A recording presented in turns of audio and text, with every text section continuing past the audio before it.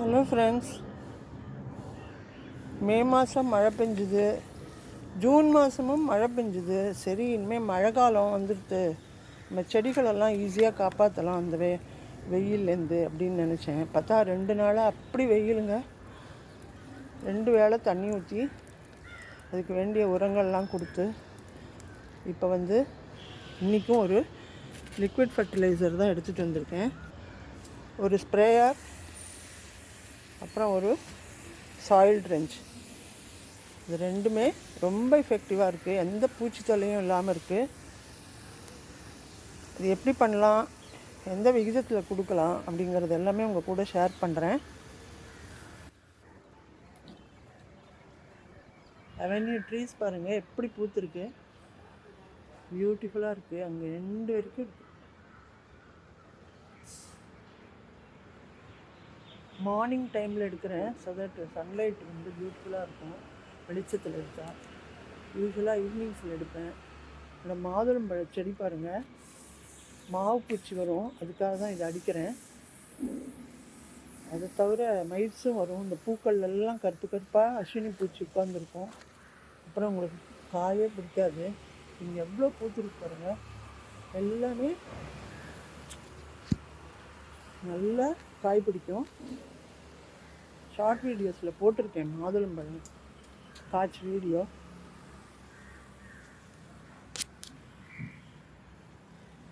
So இந்த பதிவில் ஒரு ஈஸி ஃபர்டிலைசர், ஹோம்மேட் ஃபர்டிலைசர், அதே மாதிரி நம்ம வீட்டிலே இருக்கிற ஒரு பொருள் தான், வேஸ்ட்டாக தூக்கி போடுறது இன்னொன்று.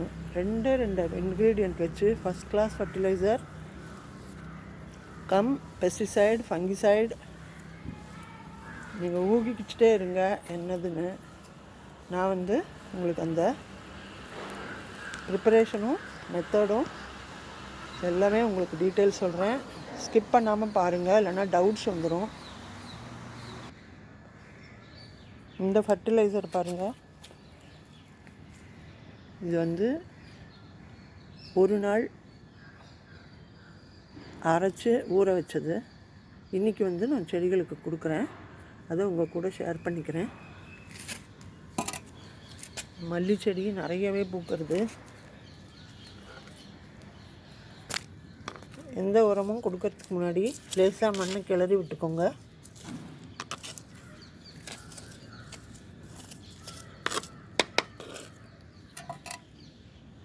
பெரிய தொட்டியாக இருந்தால் 2 டம்ளர் ஊற்றலாம், சின்ன தொட்டியாக இருந்தால் 1 டம்ளர் ஊற்றினா போடுங்க. இது ரொம்ப எஃபெக்டிவ். வெயில் காலத்துக்கு செடிகளுக்கு ரொம்ப குளிர்ச்சியை கொடுக்கும்.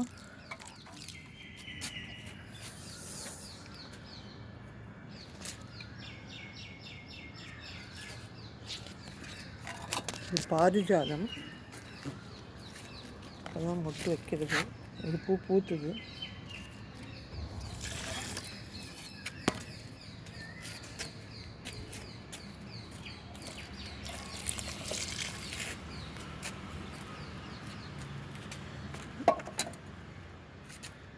இவ்வளோ அழகாக பூத்துருக்குங்க. காலையில் இந்த பூக்கள் தான் அழகு, காய்கள் நிறைய இருக்குது பறிக்க.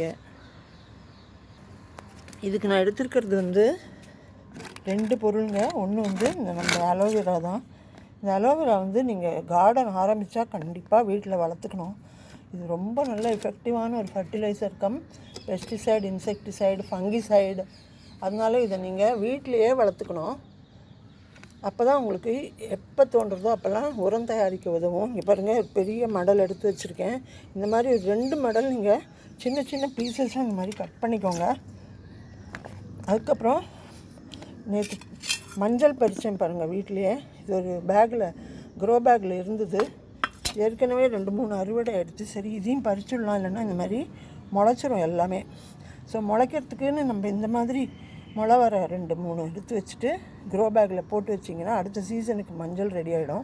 ஸோ அதை தவிர மிச்சத்தெல்லாம் நம்ம கிச்சன் யூஸ்க்கு எடுத்துக்கலாம்.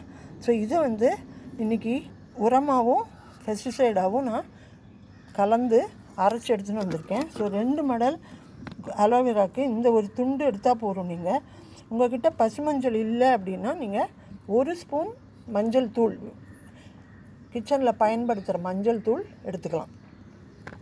அந்த மாதிரி இது ரெண்டையுமே சேர்த்து நல்லா மிக்சியில் அரைச்சி எடுத்துன்னு வந்திருக்கேன் பாருங்கள். இதுதான் நமக்கு இப்போ தேவை.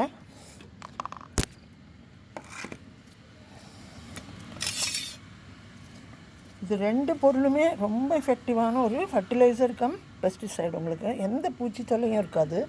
அதுக்காக தான் இது எடுத்திருக்கேன். இந்த போக போக பலன்களெல்லாம் நான் உங்களுக்கு சொல்லித்தரேன். இதில் வந்து 1 லிட்டர் தண்ணிக்கு 1 டீஸ்பூன் எடுத்தால் போதுங்க. அவ்வளோ ஸ்ட்ரென்த் இருக்குதுக்கு. இந்த ஜாரில் 1 லிட்டர் தண்ணி ஊற்றிக்கிறேன் நான். இதை வந்து வடிகட்ட வேண்டாம், ஸ்ப்ரேயரில் ஊற்றுறதுக்கு மட்டும் நீங்கள் வடிகட்டினா போதும். இதுக்கு வந்து நான் 1 டீஸ்பூன்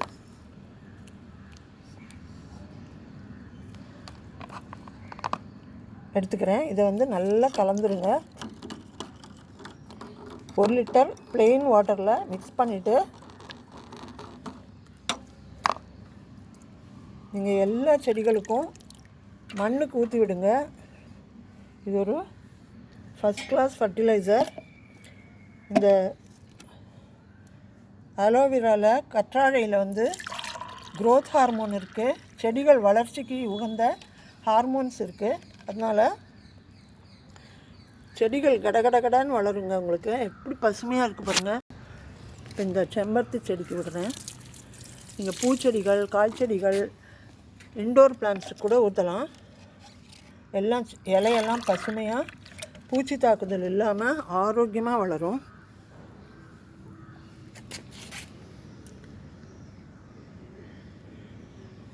இந்த மல்லி செடி சின்ன தொட்டியாக இருந்தால் நீங்கள் 1 டம்ளர், பெரிய தொட்டியாக இருந்தால் 2 டம்ளர் ஊற்றுங்க போதும். இந்த அலோவேராவில் க்ரோத் ஹார்மோன் இருக்குது. அதை தவிர மண்ணை வந்து குளிர்ச்சியாக வச்சுக்கும். செடியை வந்து இந்த வெயிலேருந்து காப்பாற்றும். அதுக்கு எல்லாமே இந்த அலோவேரா உதவும்.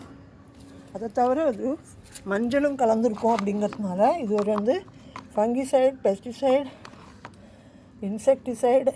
எந்த பூச்சி தொல்லையும் உங்கள் செடிகளுக்கு இருக்காது. மண்ணில் வர பூஞ்சை தொற்று முக்கியமாக உங்களுக்கு கட்டுப்படும். மண்ணில் பூஞ்சை தொற்று வந்தால் தான் செடிகள் ரொம்ப பாதிப்படையும். அதனால் அதுலேருந்தெல்லாம் இதை காப்பாற்றலாம். அதை தவிர காய்கறி செடிகள்லாம் நல்ல வளர்ச்சி பார்க்கலாம். நிறைய பிஞ்சுகள் பிடிக்கும். ஏன்னா சூடு தனியும் இல்லையா, அதனால் வேர்கள்லாம் ரொம்ப நல்லா பரவி வளர்ந்து பிஞ்சுகள் நிறைய பிடிக்கும்.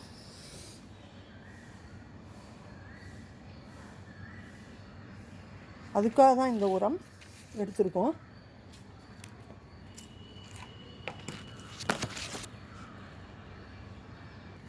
அதை தவிர இந்த செடி நம்ம டிரான்ஸ்பிளான்ட் பண்ணுறோம் இல்லையா, ஒரு தொட்டிலேருந்து இன்னொரு தொட்டிக்கு நம்ம எடுத்து நடும்போது இந்த செடி பாருங்கள், இது பன்னீர் ரோஜா நான் வந்து பதியன் போட்டு வச்சதை இந்த தொட்டியில் நட்டிருக்கேன்.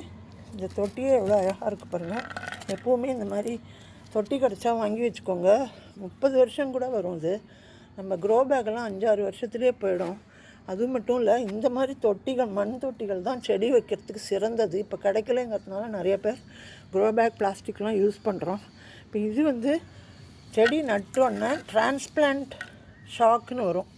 அந்த ஷாக்லேருந்து இந்த செடியை காப்பாற்றுறதுக்கு இந்த உரம் வந்து பெஸ்ட்டுங்க. இந்த அலோவேரா மஞ்சள் ரூட்டில் எந்த ப்ராப்ளமும் வராது. ஸோ அது வந்து இந்த செடிக்கு 1 டம்ளர் ஊற்றி விடுறேன். டிரான்ஸ்பிளான்ட் ஷாக்லேருந்து காப்பாற்றும். செடி வந்து நல்ல செழிப்பாக வளர்ந்து உங்களுக்கு நிறைய பூக்களும் காய்களும் கொடுக்கும்.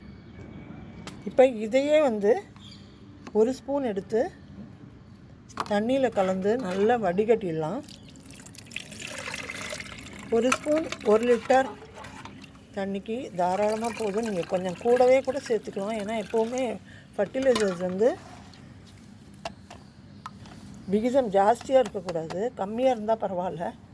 ஜாஸ்தியாக இருந்ததுன்னா உங்களுக்கு சில சமயம் இலையெல்லாம் கருகி போயிடும். ஸோ இதை வந்து நம்ம இந்த மாதிரி நான் ஏற்கனவே ஸ்ப்ரேயரில் அடித்து காமிச்சதும் இதே தான். இப்போ வந்து இந்த இதில் எடுத்து வச்சுருக்கேன் பாருங்கள், உங்களுக்கு டிரான்ஸ்பரண்ட்டாக தெரியுன்றதுனால. இப்போ இந்த பாட்டில் ஸ்ப்ரேலையும் நீங்கள் சின்ன துளைகள் போட்டு ரெடி பண்ணிக்கிட்டிங்கன்னா நல்லா அடிக்கலாம். இங்கே பாருங்கள், சூப்பராக ஸ்ப்ரேயராக யூஸ் ஆகும்.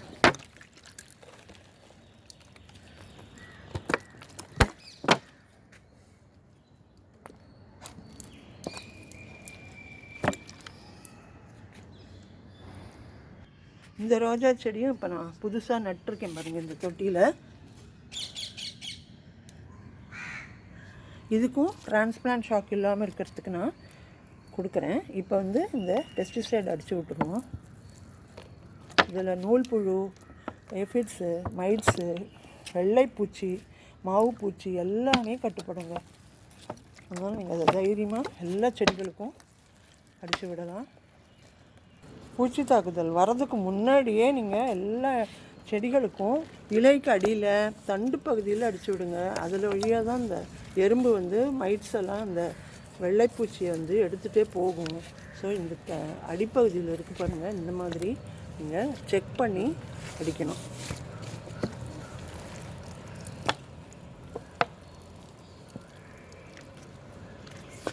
செடி அப்படி கவுத்தி போட்டு கூட நீங்கள் அடிக்கலாம். ஸோ இந்த வீடியோ உங்களுக்கெல்லாம் உபயோகமாக இருந்திருக்கும்னு நினைக்கிறேன். எல்லாருக்கும் ஷேர் பண்ணுங்கள், சப்ஸ்கிரைப் பண்ணுங்கள். தேங்க்ஸ் ஃபார் வாட்சிங். அடுத்த ஒரு வீடியோவில் நல்ல ஒரு இன்ஃபர்மேஷனோட உங்களை சந்திக்கிறேன்.